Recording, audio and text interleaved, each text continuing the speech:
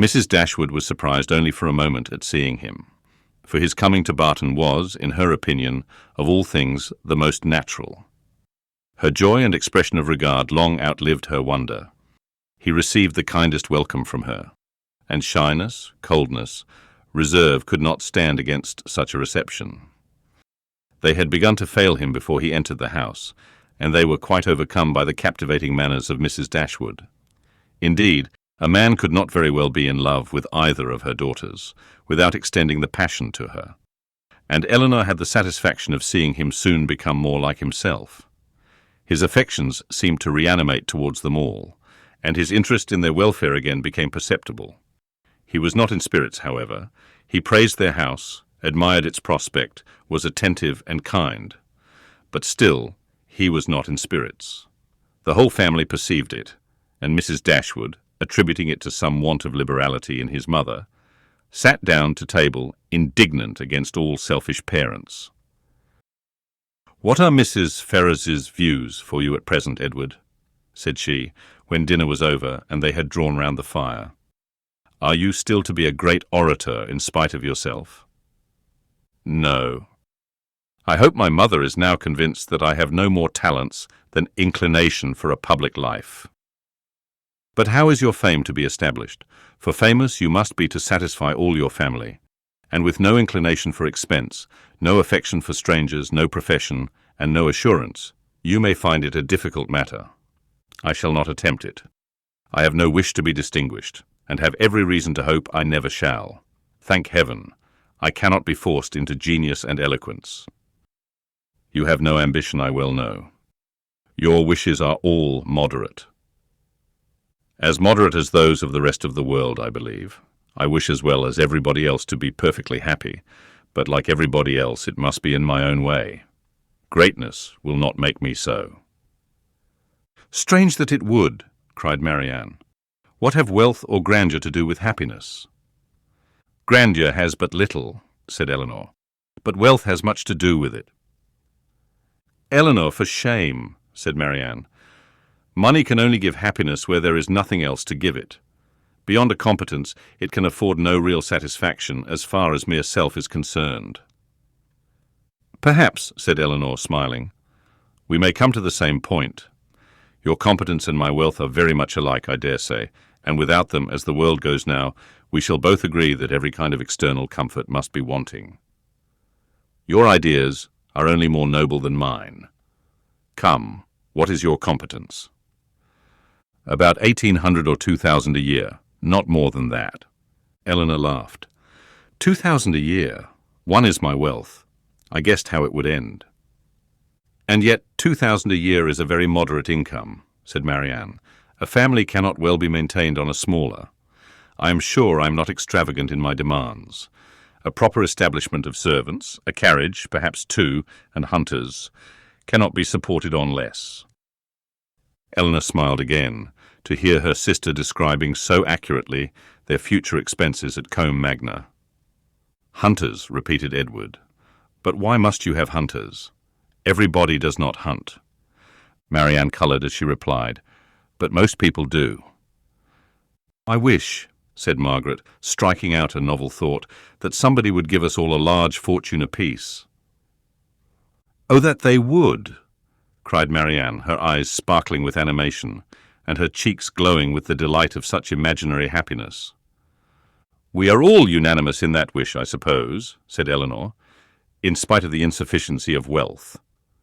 "Oh dear," cried Margaret, "how happy I should be! I wonder what I should do with it." Marianne looked as if she had no doubt on that point. "I should be puzzled to spend so large a fortune myself," said Mrs. Dashwood, "if my children were all to be rich without my help." "You must begin your improvements on this house," observed Elinor, "and your difficulties will soon vanish." "What magnificent orders would travel from this family to London," said Edward, "in such an event. What a happy day for booksellers, music sellers, and print shops. You, Miss Dashwood, would give a general commission for every new print of merit to be sent you. And as for Marianne, I know her greatness of soul. There would not be music enough in London to content her. And books, Thomson, Cowper, Scott, She would buy them all over and over again. She would buy up every copy, I believe, to prevent their falling into unworthy hands, and she would have every book that tells her how to admire an old twisted tree. Should not you, Marianne? Forgive me if I am very saucy. But I was willing to show you that I had not forgot our old disputes. I love to be reminded of the past, Edward. Whether it be melancholy or gay, I love to recall it. And you will never offend me by talking of former times. You are very right in supposing how my money would be spent. Some of it, at least. My loose cash would certainly be employed in improving my collection of music and books. And the bulk of your fortune would be laid out in annuities on the authors or their heirs. No, Edward, I should have something else to do with it. Perhaps, then, you would bestow it as a reward on that person who wrote the ablest defence of your favourite maxim, that no one can ever be in love more than once in their life. Your opinion on that point is unchanged, I presume? Undoubtedly. At my time of life, opinions are tolerably fixed. It is not likely that I should now see or hear anything to change them. Marianne is as steadfast as ever, you see, said Elinor. She is not at all altered. She has only grown a little more grave than she was. Nay, Edward, said Marianne, you need not reproach me. You are not very gay yourself. Why should you think so? Replied he with a sigh. But gaiety never was a part of my character. Nor do I think it a part of Marianne's, said Elinor. I should hardly call her a lively girl. She is very earnest, very eager in all she does.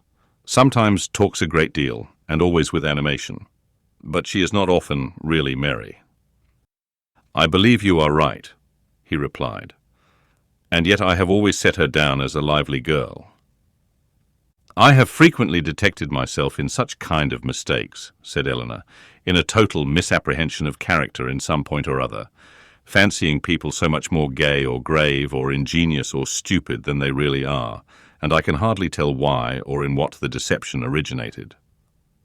Sometimes one is guided by what they say of themselves, and very frequently by what other people say of them, without giving oneself time to deliberate and judge. But I thought it was right, Elinor, said Marianne, to be guided wholly by the opinion of other people. I thought our judgments were given us merely to be subservient to those of neighbours. This has always been your doctrine, I am sure. No, Marianne, never. My doctrine has never aimed at the subjection of the understanding. All I have ever attempted to influence has been the behaviour. You must not confound my meaning. I am guilty, I confess, of having often wished you to treat our acquaintance in general with greater attention. But when have I advised you to adopt their sentiments, or to conform to their judgment in serious matters? You have not been able to bring your sister over to your plan of general civility, said Edward to Elinor. Do you gain no ground? Quite the contrary, replied Elinor, looking expressively at Marianne. My judgment, he returned, is all on your side of the question, but I'm afraid my practice is much more on your sister's. I never wish to offend, but I am so foolishly shy that I often seem negligent, when I am only kept back by my natural awkwardness. I have frequently thought that I must have been intended by nature to be fond of low company. I am so little at my ease among strangers of gentility. Marianne has not shyness to excuse any inattention of hers, said Elinor. She knows her own worth too well for false shame, replied Edward. Shyness is only the effect of a sense of inferiority in some way or other. If I could persuade myself that my manners were perfectly easy and graceful, I should not be shy. But you would still be reserved, said Marianne, and that is worse. Edward started. Reserved? Am I reserved, Marianne? Yes, very. I do not understand you, replied he, colouring. Reserved? How? In what manner? What am I to tell you? What can you suppose? Elinor looked surprised at his emotion, but trying to laugh off the subject, she said to him, Do not you know my sister well enough to understand what she means? Do not you know she calls everyone reserved who does not talk as fast, and admire what she admires as rapturously as herself? Edward made no answer. His gravity and thoughtfulness returned on him in their fullest extent, and he sat for some time silent and dull.